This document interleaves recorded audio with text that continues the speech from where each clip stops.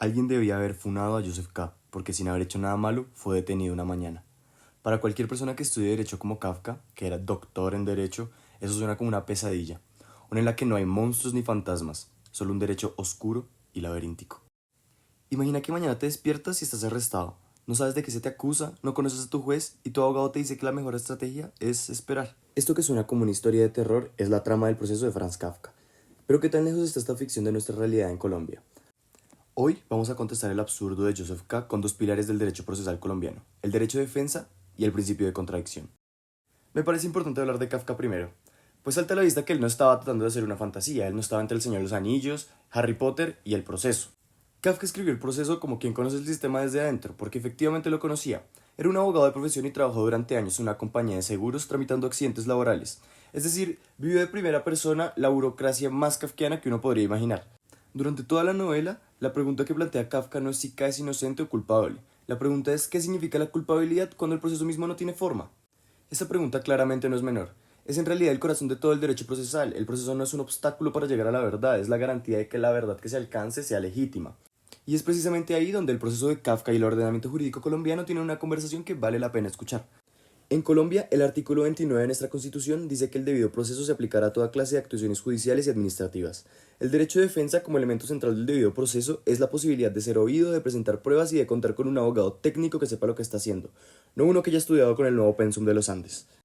En la novela, Joseph tiene un abogado, el Dr. Hult, que vive en una habitación oscura, siempre está enfermo y siempre está hablando en términos vagos sobre sus influencias con los jueces. Lamentablemente para Joseph, este abogado se había pasado más tiempo en cuerna que en clase y en concreto no hace nada. Igual en Colombia ya pensamos en eso, si tu abogado está más dormido que el político de la mente más abierta del país, puedes alegar indefensión técnica y anular todo el proceso. Y eso no es menor. La Corte Constitucional colombiana ha señalado en múltiples ocasiones que la defensa no puede ser una defensa aparente. No basta con que haya un abogado presente si ese abogado no ejerce su rol con la diligencia mínima necesaria. Si tu apoderado judicial es un gaznápiro como el Dr. Huld, está violando tu derecho de defensa. En el Código de Procedimiento Penal colombiano se consagra el principio de defensa técnica como un eje estructural del sistema acusatorio. En el mundo kafkiano, en cambio, la defensa es una ilusión bien mantenida. Existe formalmente, pero no funciona sustancialmente. K tiene un abogado, pero no tiene información. Tiene representación, pero no tiene acceso. Tiene un proceso, pero no tiene un juicio. En otras palabras, la defensa es una ilusión. Para que me entiendan como la paz total. Kafka describe una arquitectura institucional diseñada para que la defensa sea imposible sin que nadie tenga que admitir que la defensa es imposible. Y esa es la forma más sofisticada de negación de derechos. No hay que eliminar las garantías en el papel, sino vaciarlas de contenido en la práctica. Ahora podemos pasar a hablar de lo que el profesor Daniel Rojas llamaría con toda la autoridad académica del caso el sagrado derecho al pataleo, o lo que en estricto rigor jurídico vendría siendo el principio de contradicción. Este principio, que también está consagrado en el artículo 29 de la Constitución y es desarrollado en los múltiples códigos de procedimiento, significa que tienes derecho a conocer las pruebas que se presentan en tu contra, a controvertirlas, a interrogar a los testigos que declaran en tu perjuicio y a presentar las tuyas propias. En otras palabras, el proceso no puede ser un monólogo, tiene que ser un diálogo. Un diálogo desigual, por supuesto, en el caso de los procesos penales, porque el Estado tiene más recursos, más poder y más experiencia, pero un diálogo al fin. La contradicción es entonces lo que convierte el proceso judicial en una búsqueda de la verdad, y no en una formalización de una decisión que ya se tomó. Verbigracia: si la contraparte va a presentar un testigo, tú deberías poder contrainterrogarlo. Si van a incorporar un documento, deberías poder objetarlo. Si van a usar una pericia, deberías poder solicitar una contradictoria.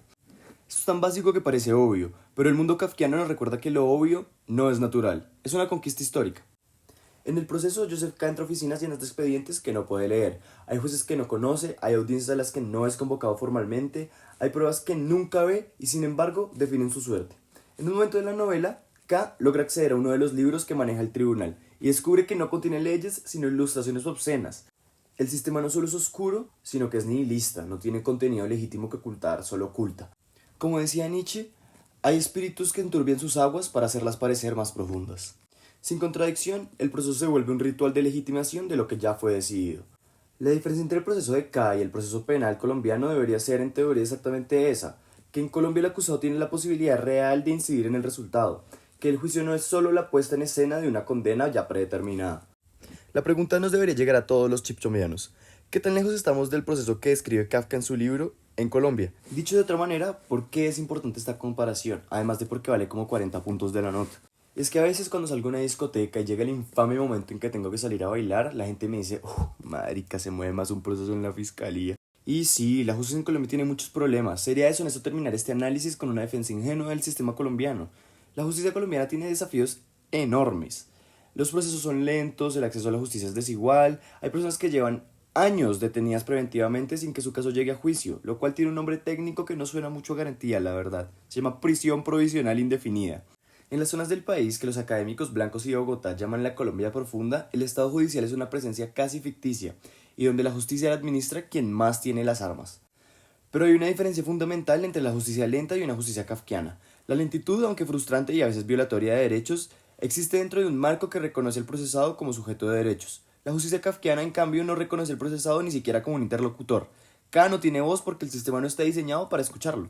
El derecho de defensa, el principio de contradicción y otras como el principio de publicidad y la presunción de inocencia son garantías imperfectamente aplicadas en Colombia, pero por lo menos están en el sistema. Existen como parámetros de control, como estándares frente a los cuales se puede medir el desempeño institucional y exigir la corrección. Cuando un juez viola el derecho de contradicción, hay recursos. Cuando un abogado no ejerce la defensa técnica, hay nulidades.